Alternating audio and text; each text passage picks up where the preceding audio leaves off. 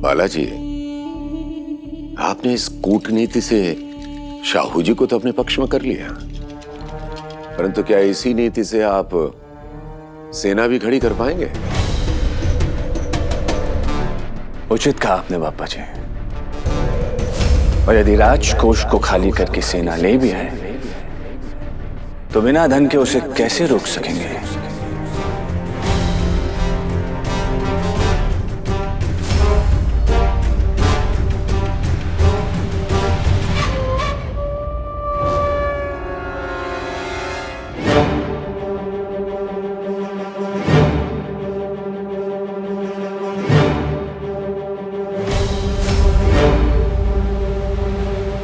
क्षमा कीजिए, हम अभी उपस्थित होते हैं।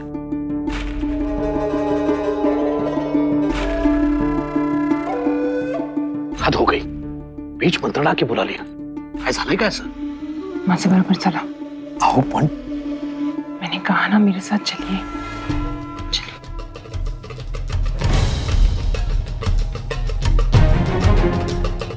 जो सेना मात्र धन के लिए युद्ध करे, हमें वो सेना नहीं चाहिए। ये मिट्टी हमारी माँ है, यानी माँ की रक्षा किराए के सिपाही नहीं उसके बेटे करते हैं। इस मिट्टी ने वीरों को जन्म देना भी बंद नहीं किया।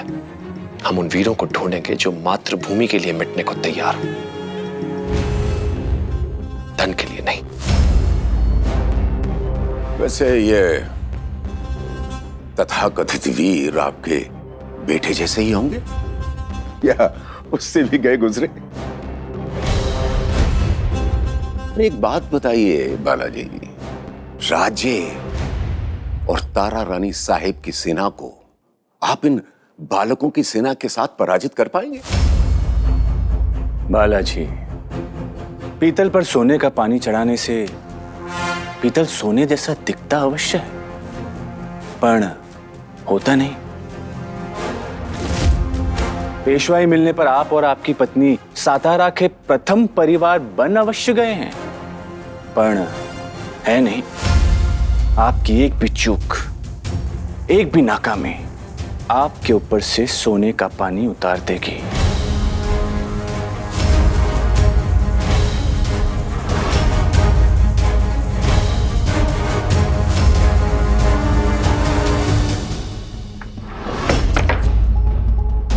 ऐसे ही धन लुटाते रहे, दान करते रहे तो दान देने की नहीं दान लेने की स्थिति आ जाएगी हम पर। ऐसा कुछ नहीं होगा। आपको नहीं लगता कि इस बार अपने घाटे का सौदा किया है? इस समय यहाँ आक्रमण हो जाता है तो बिना सेना की हमारी रक्षा कैसे होगी? अरे यहाँ जब तक शाहू जी महाराज के पास धनाजी जैसे अनुभवी राजनीतिज्ञ थे तब तक ठीक था, लेकिन अब वो नहीं रहे। अरे बालाजी, वो तो उनकी परछाई मात्र भी नहीं है। आहो, हमारे रानी साहब के साथ बहुत पुराने और अच्छे व्यक्तिगत संबंध रह चुके हैं और उन संबंधों का प्रयोग कर हम अपने बच्चों का भविष्य सुरक्षित कर सकते हैं। और यदि आपने निर्णय लेने में समय लगाया तो जिस प्रकार आपके हाथों से धन जा रहा है उसी प्रकार ये अवसर भी चला जाएगा।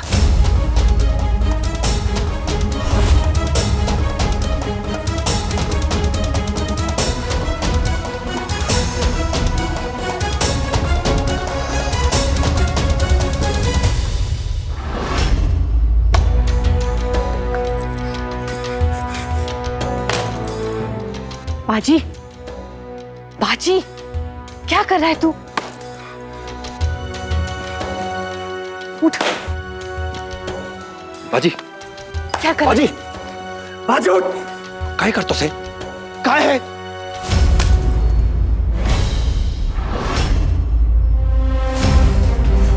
गुस्से में आकर मैंने ये नारियल तोड़ दिए, पर मैं तो बालक हूँ, अनुभवीहीन हूँ। पर आप सब तो मुझसे बड़े हैं ना, सयाने हैं, बुद्धिमान है, अनुभवी है। पर क्या आप में से कोई ऐसा है जो ये नारियल को वापस जोड़कर पहले जैसा बना दे? संकट के समय किसी का मनोबल, किसी का उत्साह तोड़ देना इस नारियल तोड़ देने जितना ही सरल है। बाजी चुप हो जा। ताना मारने के लिए मन में साहस नहीं, बस मुंह में जुबान और मन में घृणा चाहिए। पर संकट में किसी का साथ देने के लिए, संकट को पराजित करने के लिए मन में साहस, दृढ़ता और बुद्धि तीनों चाहिए। यदि संकट में समाधान देने की जगह आप सब मात्र आलोचना ही करते रहेंगे तो आप में और चंद्रसेन में क्या अंतर रह जाएगा? बाजी बास, चंद्रसेन ने सेना तोड़ दी आणि तुम्ही मनोबल तोडलं.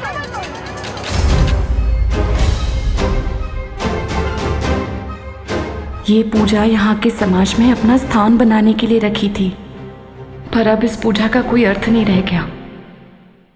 मेरे बाबा के नेतृत्व में 40 सामान्य मराठों ने 4000 मुगल सैनिकों को पराजित किया था. बस बाजी बस. सबने कहा था कि असंभव है, पर वो योद्धा ही क्या जो असंभव को संभव ना करे. युद्ध सेना से, नीति से जीते जाते हैं, बालहट से नहीं. जो हठी नहीं वो मराठी नहीं. बस. जब बड़े बात कर रहे हो तो बालकों को बीच में नहीं बोलना चाहिए. समझाइए इसे बालाजी. ये बालक आयु में अवश्य कम है, पर साहस में, वीरता में और बुद्धि में किसी से कम नहीं.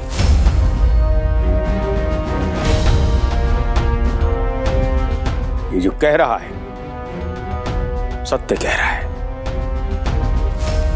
और आप तो सदैव कहते हैं कि धर्म की जीत हो, अधर्म का नाश हो, पर आप ये भूल जाते हैं कि पांडव मात्र 5 थे जो 100 कौरवों पर भारी पड़े थे. कौरवों के पास सेना थी, शस्त्र थे.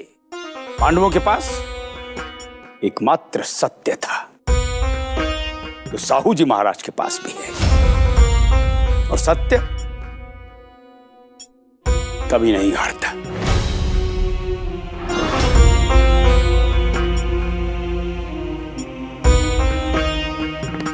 हम शाहू जी की सहायता का हर संभव प्रयास करेंगे.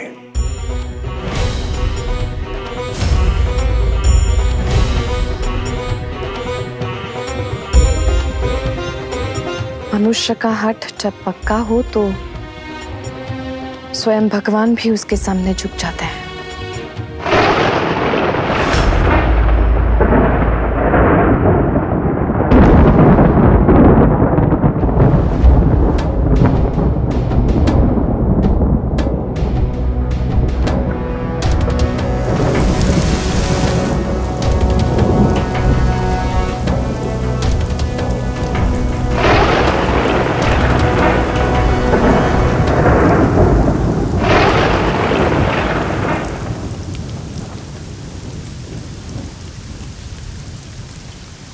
भिऊ चिमणा, मला चलो. बाजी चलो बेटा, सांभाळून.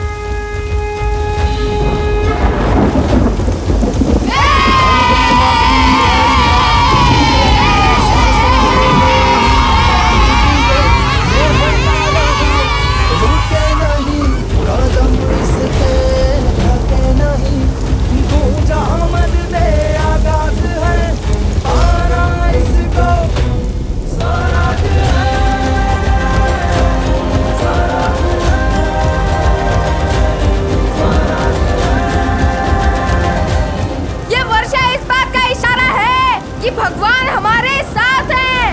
आषाढ़ 15 दिन पहले आ गया है.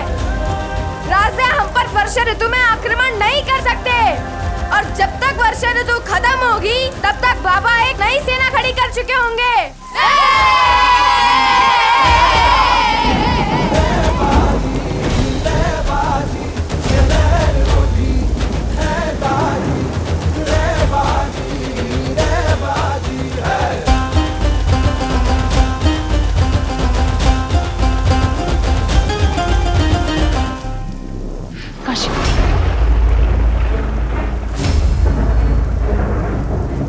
उच्च कुल की सभ्य सुशील कन्या ऐसा व्यवहार नहीं करती.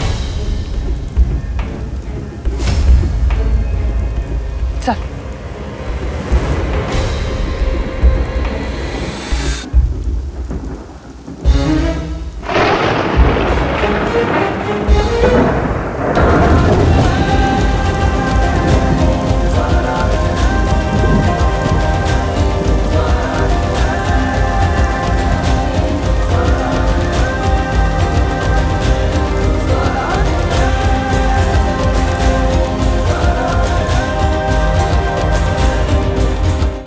इंद्रदेव की कृपा से हम समय रहते सेना तो खड़ी कर लेंगे बालाजी, पण महाराज,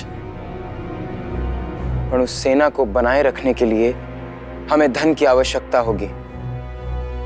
आणि महाराज जी के पास उतना अधिक धन नहीं है।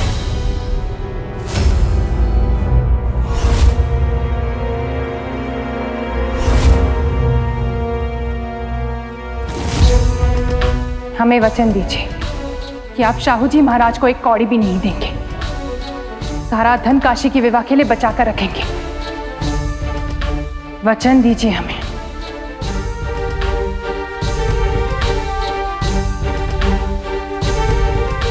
हाँ, हम वचन देते हैं।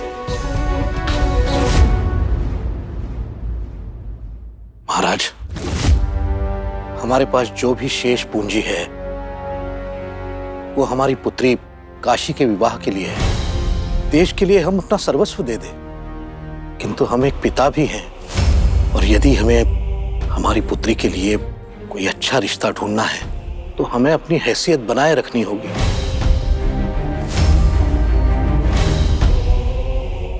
काशी, आज से तू नंदिनी के साथ घर पे रुकेगी।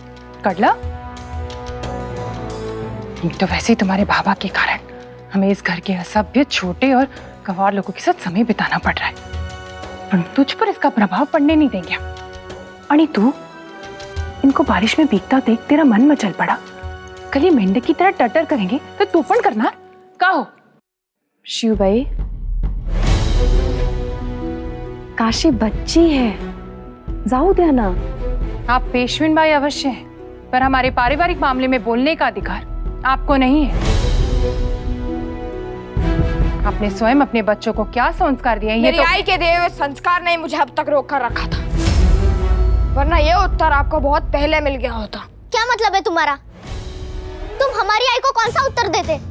मैं तुमसे बात नहीं कर रहा हूँ, पर हम तुमसे ही बात कर रहे हैं। तुम स्वयं को समझते क्या हो? तुम पेशवा के पुत्र हो तो किसी से कुछ भी कहोगे? मेरे बाबा के पेशवा बनने के बाद मात्र बाहर वालों के व्यवहार में बदलाव आया है, पर हमारे नहीं, क्योंकि हम रिश्ता दिल देखकर जोड़ते हैं, वही खाता देखकर नहीं। राव दे काशी, कीचड़ में पत्थर फेंकेंगे तो वस्त्र हमारे ही गंदे होंगे। चल। सही कहा आई, हम ऐसे वैसों के मुंह नहीं लगते। चल। रुको, शायद तुम्हारा कुछ गिर गया है।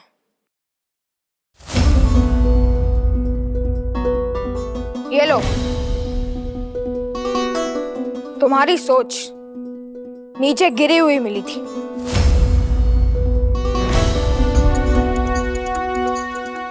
हाँ, हम अपनी मिट्टी, अपनी संस्कृति से जुड़े हुए लोग हैं। हमारी मिट्टी और संस्कृति लोगों को बड़ा बनाती है, छोटा नहीं।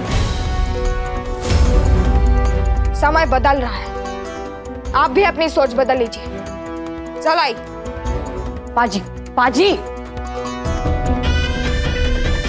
आज के बाद हम इस घर में पांव तक नहीं रखेंगे। चल।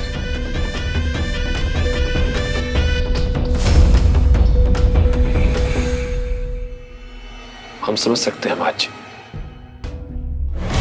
हम भी एक पुत्री के पिता हैं, आणि पुत्री का विवाह पिता का सपना होता है। हम आपसे धन मांग सकते हैं, पर आपका सपना नहीं।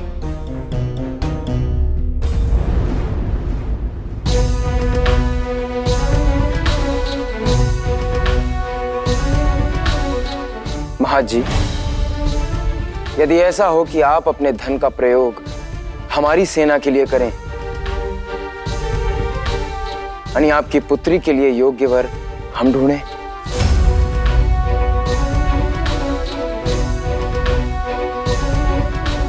महाराज, यदि महाराज जी को आपत्ति ना हो तो हम भी आपके लिए अच्छे से अच्छा दामाद ढूंढेंगे। यदि हमारी पुत्री के लिए योग्य वर ढूंढने का दायित्व स्वयं महाराज ले रहे हैं तो हमें भला क्या आपत्ति हो सकती है? तो आप चिंता मत कीजिए, हमने आपकी पुत्री के लिए योग्य वर ढूंढ लिया है।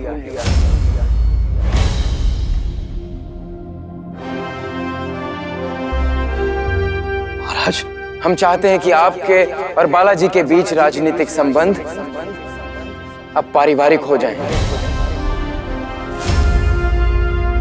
इसीलिए हम प्रस्ताव रख रहे हैं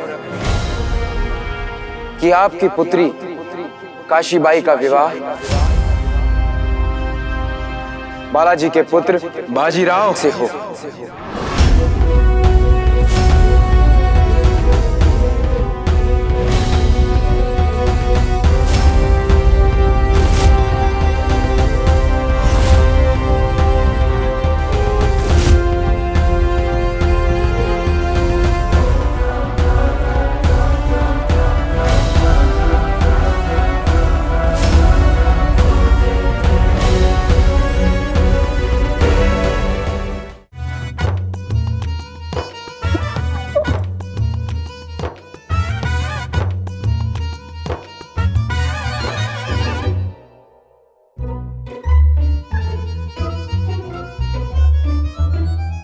चिमना भाऊ, आज आई ने गलती से 2 बड़ी-बड़ी मिर्चियाँ भी तल दी है। पता नहीं किस बेचारे के मुंह में वो मिर्ची वाली भजिया आएंगी। अरे गोठ्या, तू घाबरू नकोस, मी आहे ना। दे इकडे दे, मी खाऊन बघतो। हाँ,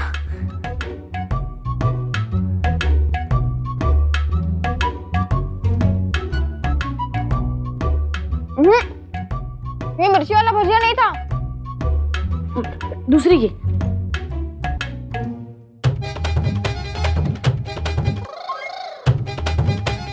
ये भी नहीं था।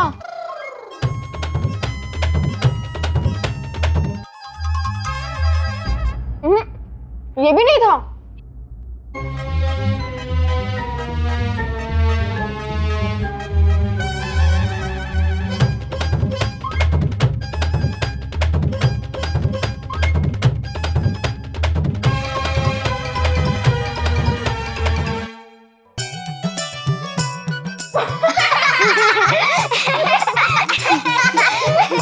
बाजी, तू मुझे मूर्ख बना रहा है क्या?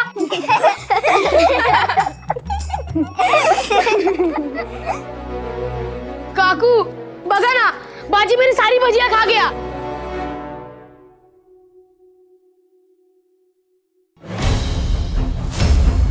आई खाने देना। जब तक तू जाकर शिवबाई से क्षमा नहीं मांगता, तुझे खाना नहीं मिलेगा।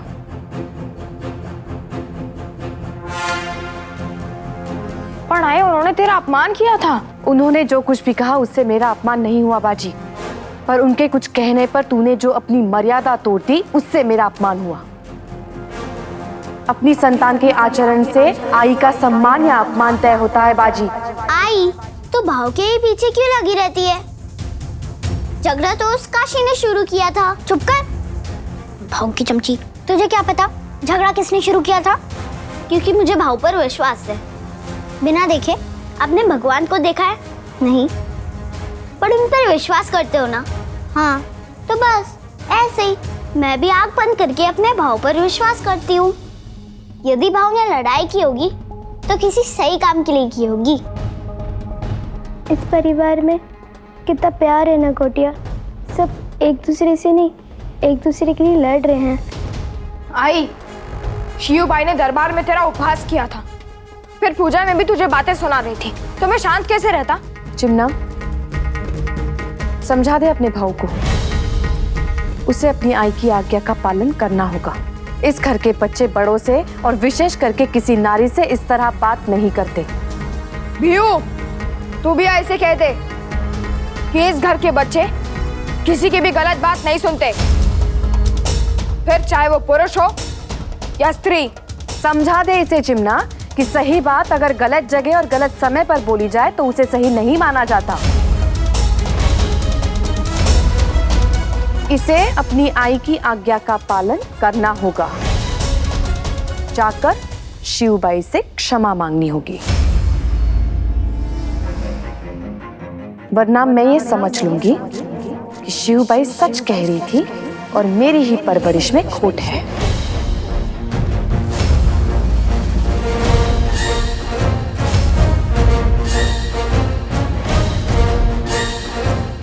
ठीक है आई, यदि तू चाहती है कि मैं शिव बाई से क्षमा मांगू तो मैं मांगूंगा, पर जैसे बात की थी उसके लिए, जो बात की थी उसके लिए नहीं।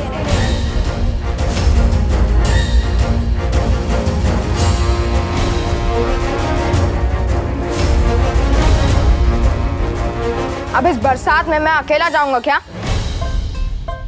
नम्रता, जाओ। ये तो नम्रता, ये तो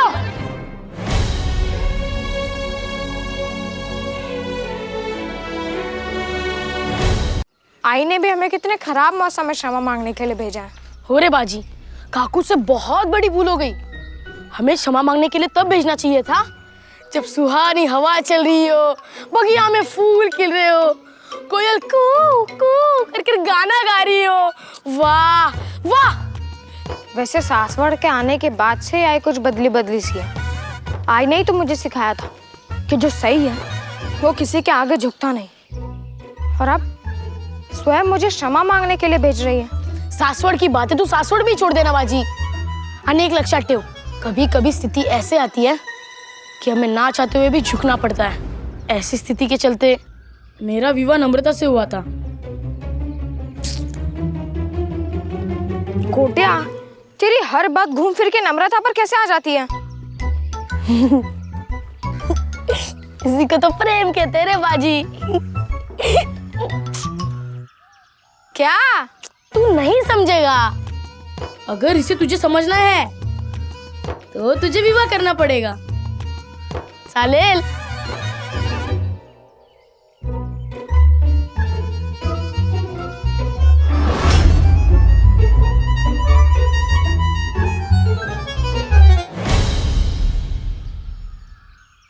हम शिवबाई साहब से क्षमा मांगने आए हैं। वो तुमसे नहीं मिल सकती।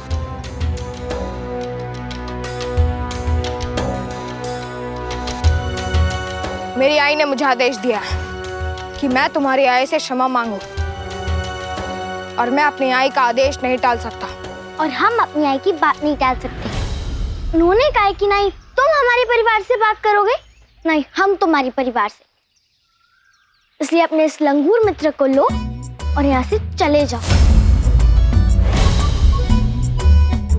गोटिया लंगूर नहीं है। जानते हैं, हम तुमसे नहीं इससे बात कर रहे थे। बाजी कन्या चतुर है। कितनी चतुराई से तुझे लंगूर बोल दिया रे।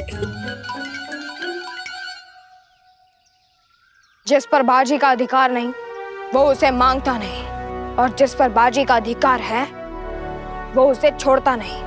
तुम्हारी आई से क्षमा मांगना मेरा अधिकार है। यहाँ तुम्हें अधिकार नहीं धिक्कार मिलेगा।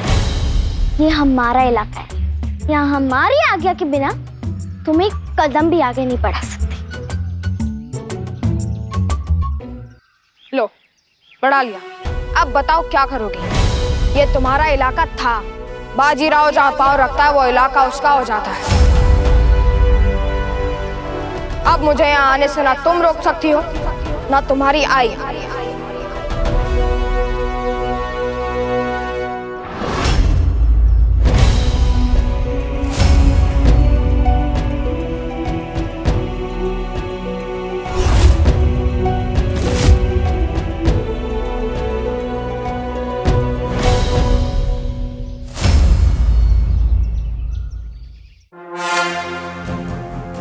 क्या हुआ? शाहू जी ने क्या कहा? कुछ कहा क्या? आहो। बात राजनीतिक भी है और पारिवारिक भी।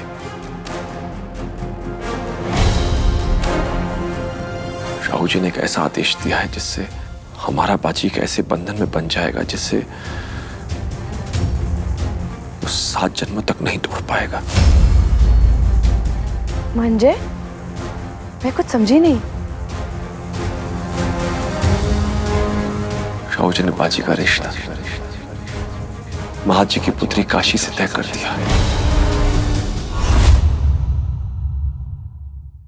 काय? आसमान का चांद तोड़कर जमीन पर फेंका नहीं जाता। अपने से ऊंचे कुल का नहीं, तो अपनी बराबरी का तो वंश ढूंढते।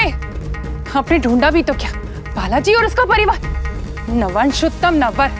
आपने देखा है नवाजी को, वो एक उद्दंड और उपद्रवी बालक है। आज उसने हमारे साथ बस, बालाजी या राजा से पेशवेत और बाजी भी वीर और देशभक्त लड़का है। उसके तरीके और तेवर औरों से अलग है, माना, लेकिन हमें भी अपनी पुत्री के लिए झुंड में चलने वाली भेड़ नहीं, अकेला चलने वाला सिंह चाहिए। हम हाँ कह चुके हैं, क्योंकि ना कहने का हमारे पास कोई कारण नहीं था। मैंने तुम्हारी आई के बारे में एक शब्द क्या कह दिया तो तुमने मुझ पर हाथ तक उठा दिया। यदि तुम अपनी आई के बारे में कुछ बुरा नहीं सुन सकती तो मैं कैसे सुन सकता हूँ?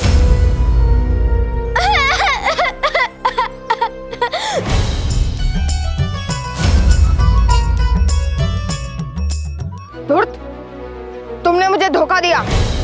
हमने तुमको तुम्हारी भाषा में उत्तर दिया। वो क्या कहते हो तुम? राजनीति, कूटनीति। तो ये भी राजनीति कूटनीति है। यदि मेरी आई ने मुझे आदेश ना दिया होता तो भी मैं तुम्हारा चेहरा कभी नहीं देखता।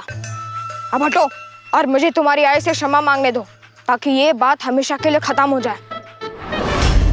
लड़ाई शुरू तुमने की थी, पर खत्म हम करेंगे। तुम्हें हमारी आई के सामने जाने की आवश्यकता नहीं है। उनकी तरफ से हम तुम्हें क्षमा करते हैं, परंतु एक शर्त है कि तुम अपने जीवन में दोबारा अपनी शक्ल हमें नहीं दिखाओगे। बाजी को शर्त स्वीकार है। बाजी की तरफ से मैंने वचन दे दिया और बाजी अपने मित्र का वचन नहीं तोड़ता। यदि इसने ये शर्त ना रखी होती तो भी मैं दोबारा इसका चेहरा कभी नहीं देखता। यदि कभी हम भूल से टकरा गए तो तुम बिना कुछ बोले अपना मार्ग बदल लोगी। प्रसन्नता से।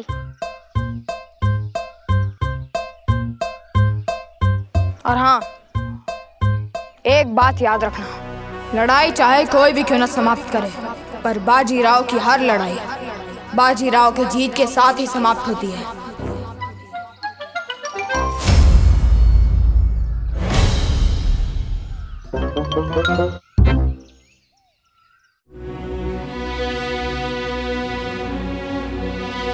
हम क्षमा चाहते हैं सरकार।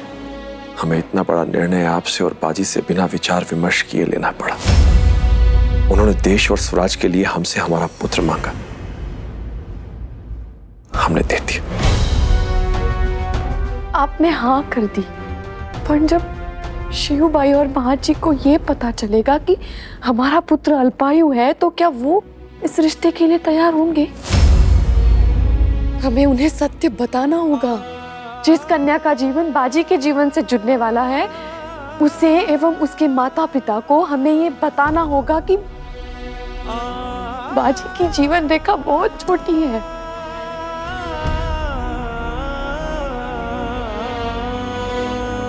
हमें उनसे मिलना होगा।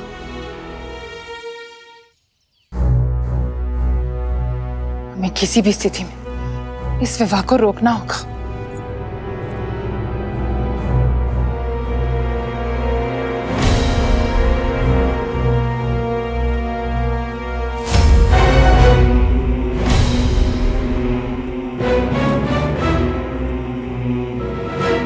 पेशवेनबाई आणि आमच्या घरी आप और आपका पुत्र वैसे ही हमारा सम्मान ले चुके हैं।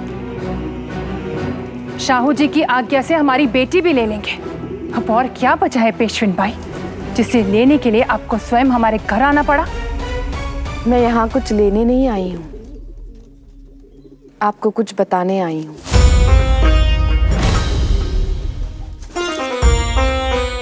वही साहब, आप प्रणाम।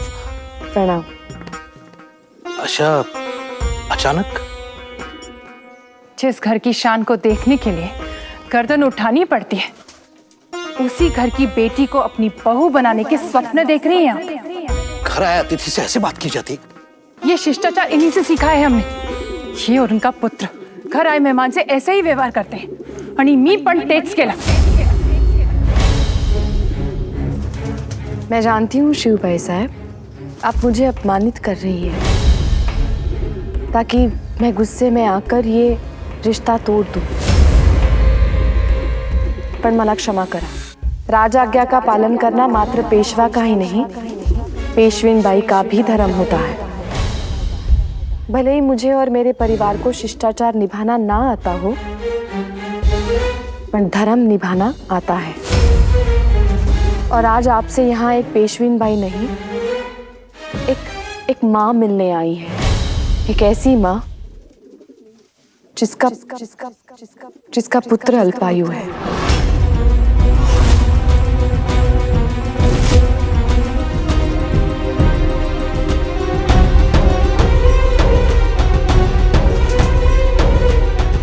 पण कसं शक्य है?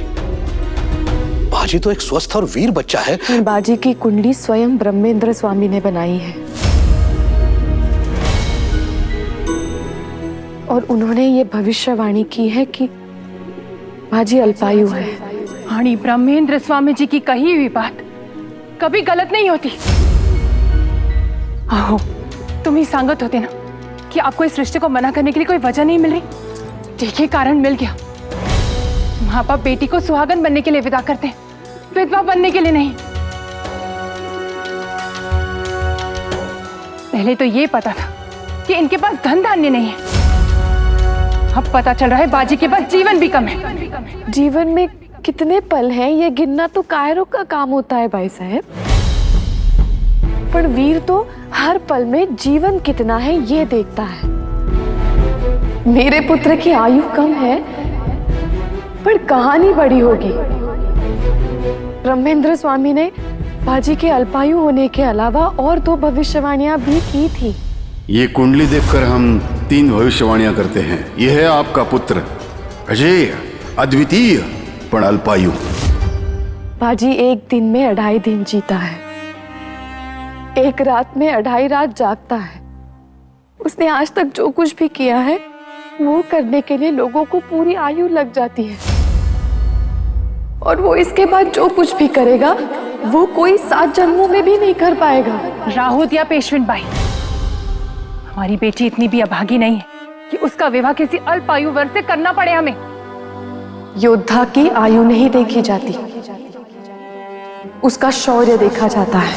साधारण व्यक्ति जाने के बाद सिर्फ यादें छोड़ के जाता है, पर बाजी जैसा योद्धा यादें नहीं, यश छोड़ के जाता है। और जो भी कन्या उसका हाथ थामेगी वो बाजी के यश की भागीदार होगी। जब तक ये संसार रहेगा तब तक बाजीराव का नाम रहेगा, और उसके साथ जो भी नाम जुड़ेगा वो किसी भाग्यवान का ही होगा, अभागी का नहीं। अब इसके बाद भी अगर आपको इस रिश्ते से आपत्ति है तो आप शाहू जी से बात कर सकते हैं कि वो अपना आदेश वापस ले लें।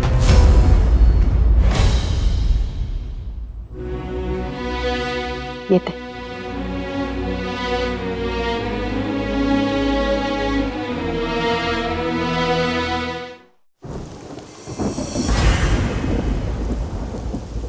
बाजी का जीवन छोटा ही सही, पर वो अपने इस छोटे से जीवन में ही कई जीवन जी लेगा। जीवन का असली उत्सव वही मनाता है जो मृत्यु की उंगली पकड़कर जिए। मृत्यु कभी ना कभी तो हर किसी का द्वार खटखटा ही देगी, और यदि मृत्यु के भय से जीवन जिएंगे तो जीना असंभव हो जाएगा। महत जी।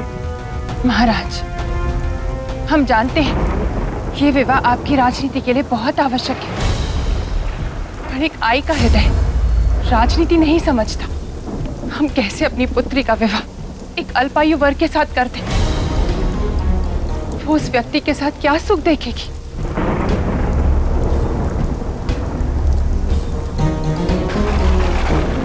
शिवबाई साहेब, हमारे पिता के जीवन का अंत भी युवा अवस्था में ही हो गया था, पर इसका यह अर्थ तो नहीं कि उन्होंने अपना जीवन ही नहीं जिया। यदि हर माँ आप जैसे सोचने लगे तो बाजी ही क्या, किसी भी सैनिक का विवाह नहीं हो पाएगा। आपके तर्क से तो हमारा विवाह भी नहीं होना चाहिए था। हम शत्रु की कैद में थे, मृत्यु की तलवार हर पल हमारे सर पर मंडराती रही, पर फिर भी अंबिकाबाई यानी सावित्रीबाई के माता पिता ने उनसे हमारा विवाह करवाया, क्योंकि उन्होंने भय को नहीं आशा को चुना। हम आपसे भी यही अपेक्षा रखते हैं। बाजी जैसे महायोद्धा की जीवन संगिनी बनना आपकी पुत्री के लिए गर्व की बात होगी। महाराज जी, विवाह की तैयारी शुरू की जाए। हम चाहते हैं कि वर्षा ऋतु समाप्त होने से पूर्व यह शुभ कार्य संपन्न हो जाए।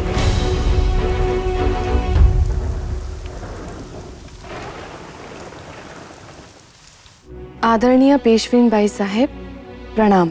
बाजी के अल्पायु होने की भविष्यवाणी सुनकर हमारा हृदय विचलित अवश्य हुआ था, परंतु शाहू जी से मिलने के बाद हमारे विचार बदल गए हैं।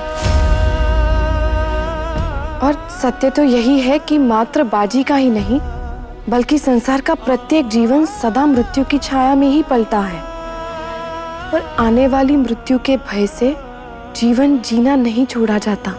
हमें विश्वास है कि हमारी पुत्री बाजी के साथ जितने भी दिन रहेगी, सुख से रहेगी, सम्मान से रहेगी। हम इस रिश्ते के लिए तैयार हैं और आपसे निवेदन करते हैं कि साखरपुड़ा की रस्म जल्दी से जल्दी की जाए। महाराज जी, विश्वास नहीं हो रहा, हमारा बाजी इतना बड़ा हो गया कि उसका विवाह होने जा रहा है। विश्वास तो आपको भी देखकर नहीं होता कि आप सास बनने जा रही हैं। आप तो अब भी नवविवाहित लगती हैं सरकार। ईश्वर,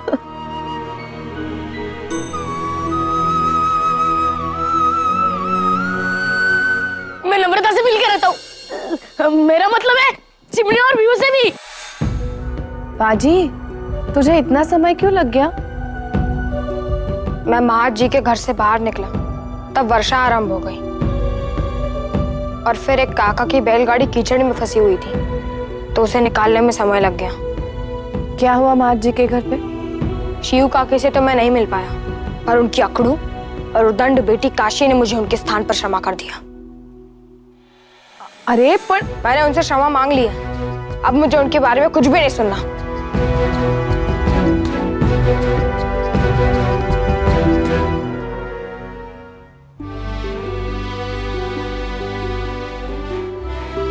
बाबा, मैं और मल्लारी भी आपके साथ चलेंगे। वर्षा ऋतु में इतनी लंबी यात्रा अकेले नहीं करनी चाहिए। नहीं बाजी, तुम्हें यहां रहकर अपनी आई का ध्यान रखना है। हम बीच में लौटेंगे, पर संभावना है कि जब हमारे घर में नया मेहमान आए तब हम यहां ना हो। इसलिए हम चाहते हैं बाजी, हमारी अनुपस्थिति में तुम घर की जिम्मेदारी संभालो। एक बार वर्षा ऋतु समाप्त हो जाए, तुम हमारे साथ चल सकते हो।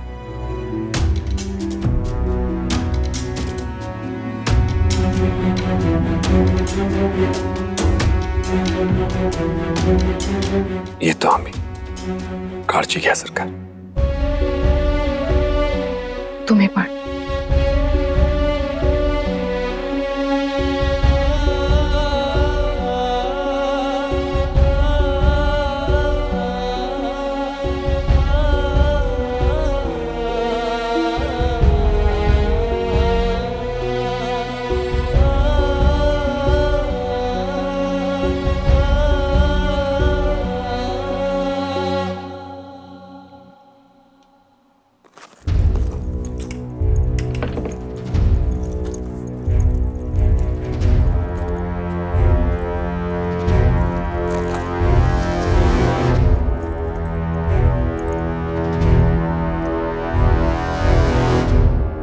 आज मेरा उत्तर ही क्यों नहीं मिल रहा?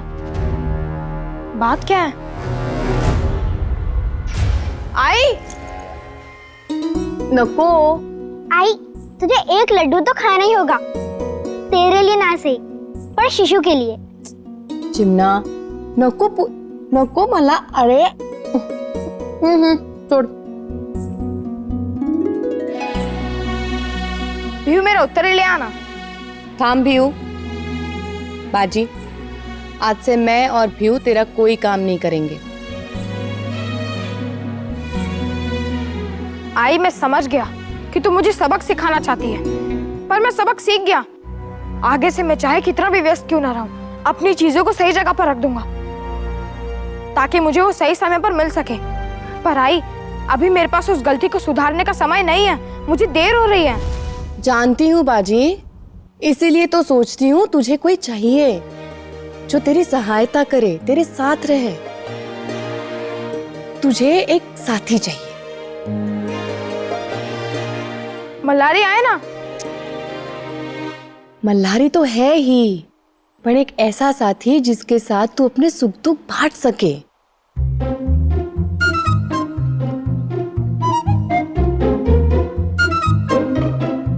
ऐसा साथी भी था आई, पर वो भी विवाह के बाद बदल गया।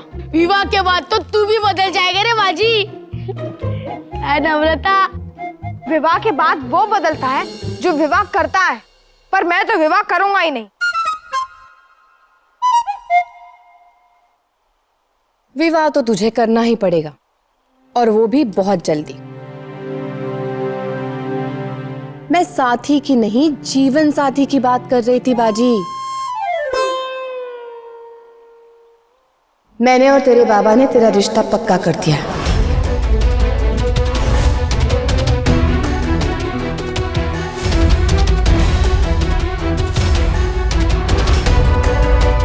महाजी की पुत्री काशी के साथ।